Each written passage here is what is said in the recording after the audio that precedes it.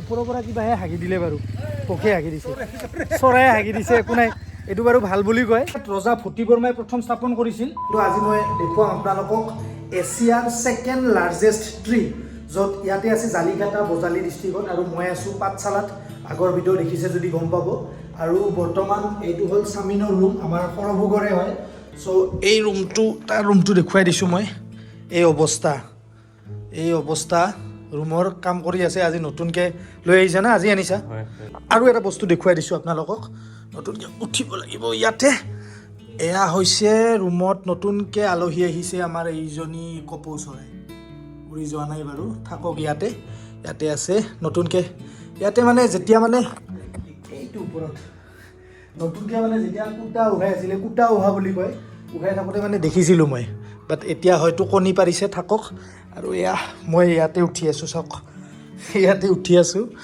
আৰু এতিয়া গৈ আছোঁ আৰু তাৰে ভিডিঅ' দেখুৱাই আছোঁ আপোনালোকক বলক আৰু ইয়াতে এইটো এই কাম কৰি আছে নীতিশ্বৰ চ' ইও বজালিতে পঢ়ি আছে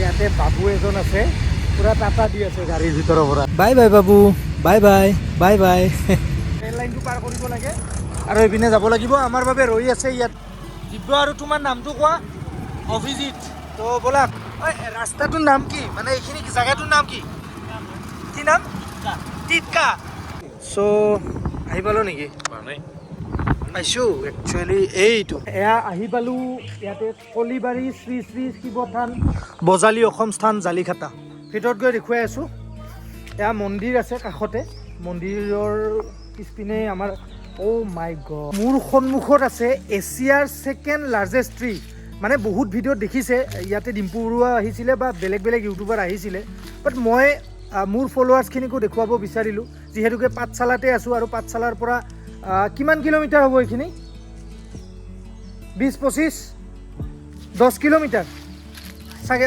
10 কিলোমিটাৰমান হ'ব বেছি দূৰ নহয় তো ইয়াতে মই দেখুৱাই আছোঁ আপোনালোকক চাওক এতিয়া গছডালৰ ওপৰত মই শ্বৰ্ট ভিডিঅ' বনাইছিলোঁ আৰু তাত বহুত কমেণ্ট আহিছিলে যে ইয়াতকৈও পুৰণি আৰু ডাঙৰ গছ বোলে বেলেগ এঠাইত আছে থাকিব পাৰে নাজানো কিন্তু মই গুগল ইনফৰমেশ্যন মতে এইডাল গছেই এছিয়াৰ ছেকেণ্ড লাৰ্জেষ্ট পালোঁ আৰু ফাৰ্ষ্টটো আছে কেলকাতাত আছে দিব্য পাঠশালাৰে হয় তো ইয়াৰে বিষয়ে কিবা জানানে তুমি মানে এইটো লাৰ্জেষ্ট বুলি কেতিয়া মানে গম পালে ছেকেণ্ড বুলি আমিও মানে সৰুৰ পৰা শুনিছোঁ এইডাল মানে এছিয়াৰ ভিতৰত দ্বিতীয় বৃহত্তম গছ বুলি আৰু কেইবছৰমান আগতে ইয়াৰ 300 বছৰ না এনেকৈ জন্মদিন এটা ডাঙৰকৈ পাতিছে হয় নেকি 300 বছৰৰ কিবা মই এটা ভিডিঅ' দেখিছিলোঁ তাত 200 বছৰ বুলি আছিলে কিন্তু 300 তেনেকুৱা এনেকুৱা হ'ব 200 বা 300 60 কিলো ওজনৰ বোলে সেই কেক এটা কাটিছিলে প্ৰথমবাৰ মানে গছৰ জন্মদিন পাতিছিল সেইডাল গছৰ পৰা এনেকৈ ঠাইখন মিলি আছে তাৰ পৰা খেৰবিলাক এনেকৈ নামি আহে তাৰ পৰা আৰু মানে আৰু গছৰ নিচিনা হয় মূলটো হৈছে সেইখিনি তাৰ পৰা আৰু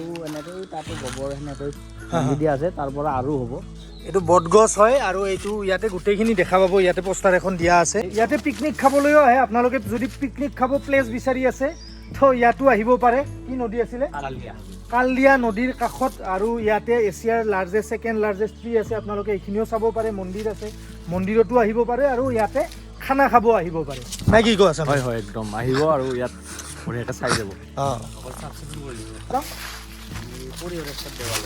পৰিহৰেশ্বৰ দেৱালয় ৰাস্তাতে আছে মানে আমি আহোঁতে দেখিছিলোঁ আপোনালোককো দেখুৱাওঁ আৰু সেইটো কিহৰ কাৰণে বিখ্যাত তাত গৈ কৈ আছোঁ চাই থাকক গোটেই ভিডিঅ'ত ওপৰত লিখা আছে শ্ৰী শ্ৰী পৰিহৰেশ্বৰ দেৱালয় এইপিনেৰে সোমাই গ'লোঁ পৰিহৰেশ্বৰ দেৱালয় এইটোৱেই একচুৱেলি আমাৰ ড্ৰামা ক্লাছ আছে চ' ড্ৰামা ক্লাছৰ কাৰণে দেৰিও হৈ আছে তথাপিতো আপোনালোকক দেখুৱাই লওঁ পৰিহৰেশ্বৰ দেৱালয় কি কাৰণত আহিছোঁ কিয় বিখ্যাত সেইটো আপোনালোকক এতিয়া দিব্যই ক'ব দিব মোক কৈ আছিলে দিব্যইতো মই বোলো ইয়াতে যাব লাগিব কোৱাচোন এইটো হৈছে আমাৰ গৌৰৱ পৰিহৰেশ্বৰ দেৱালয় আৰু আমাৰ এটা কেতিয়াবা কুইজত এটা প্ৰশ্ন সোধে আমাৰ যিটো দেওধনী নৃত্য আছে দেওধনী নৃত্যটো ক'ৰ পৰা প্ৰচলন আচলতে এইটো দেওধানী নহয় দেৱদাসী নৃত্যহে ইয়াৰ পৰা প্ৰথমে প্ৰচলন হৈছিল তো ইয়াতে বলি বিধান প্ৰথাটো আছে আৰু ইয়াতে যেনেকৈ কামাখ্যাত আছে আৰু বেলেগ ঠাইত আছে বিয়া কৰোৱাৰ বাবে অ'কে ইয়াতে বিয়াও হয় মানে এই মন্দিৰটোত একচুৱেলি বিয়াও পাতি দিয়া হয় বুলি দিব্যই জনালে আৰু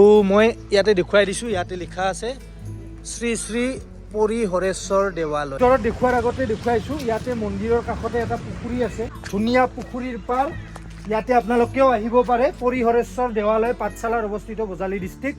বেছি দূৰ নহয় পাঠশালাৰ পৰা, মোটামুটি 7 কিলোমিটাৰমান হ'ব ভিতৰত। ইয়াত ৰজা ভতি বৰ্মাই প্ৰথম স্থাপন কৰিছিল। তাৰপিছত ভাগি ছিগি যোৱাত আকৌ কুমাৰ ভাস্কৰ বৰ্মাই 594 আৰু 650 খ্ৰীষ্টাব্দত মানে আকৌ নতুনকৈ মানে 6খন ফলি দি নতুনকৈ মন্দিৰটো প্ৰতিষ্ঠা কৰিছিল। ভিতৰৰ পৰা মই অকণমান দেখুৱাই দিছোঁ। ভিতৰৰ পৰা এনেকুৱা মন্দিৰটো ইয়াৰ পৰাই আৰম্ভ। দেৱৰাশী আৰম্ভ হৈছিল। দেৱৰাশী হোৱাৰ পাছত তাৰপিছত এতিয়া গান বিতাল দহাদিকে বিয়পি গ'ল আৰু মালাকৰ ৰঘু মালাকৰো আছিল। তাৰপিছত তাহোন নহাৰ পাছত এতিয়া গান বিতাল বিয়পি গ'ল আৰু তাৰে সংগ হিচাপে স্বৰ্গৰূপে শিৱৰাত্ৰি পূজাৰ দিনা কেতে কি ফুল ফুলি থাকব সাপন্ত মতে ইয়াতে আছে। এতিয়াও দেৱৰাশী আমি দেখা পাম নে? এতিয়া দেখা নাপাব, আছে। ফাংচন হলি সভা তিথি হলি ইতে দেখা পাবা। অ'কে, এই দেৱদাসী বুলি যে কয়, তেওঁলোকেতো বিয়া বাৰু নাপাতে ন? বিয়া বাৰু নহয় আৰু তেওঁলোকে। তাত কিমানজনমান আছে, কিমানজনীমান আছে দেৱদাসী ইয়াতে? নতুনকে হৈছি না আমাৰ কিছুমান থাকে ধাৰণা দেৱৰাশীটো বয়া বুলি ভাবি গ'ল। বয়া বুলি এইটোতো বস্তু আচৰিত বস্তু। আচৰিত বস্তুটো এই গুৰুত্ব নাথিলাক নাথি এতিয়া বেলেগ দেশে লৈ গৈছে।